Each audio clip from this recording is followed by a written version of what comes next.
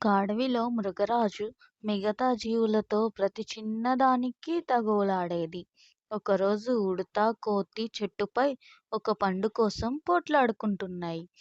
దాంతో అది జారి అటుగా వెళ్తున్న సింహంపై పడింది. ఎవరు నన్ను కొట్టింది? మర్యాదగా కిందకి రండి. అవును మృగరాజా, ఇకపై మీరు వచ్చేటప్పుడు జాగ్రత్తగా ఉంటాం. అదంతా అనవసరం.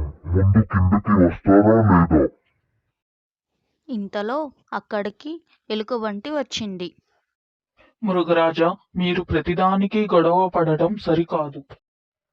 అడవికి రాజును నేను. నేనెలా ఉండాలో నాకే చెబుతావా? ఈలోపు కోతి, ఉడుత అక్కడి నుంచి జారుకున్నాయి. రాజా, నాయకుడు ఎప్పుడూ హుందాగా ఉండాలి, చెప్పే విధంగా ఉండాలి, కానీ ఇతరులతో చెప్పించుకునేలా కాదు. అలా ఉంటేనే ఆ పదవికి గౌరవం ఉంటుంది. ఎలుగు చెప్పింది నిజమే కదా? ఆలోచిస్తూ గుహకి బయలుదేరింది సింహం. Thanks for watching. Please subscribe.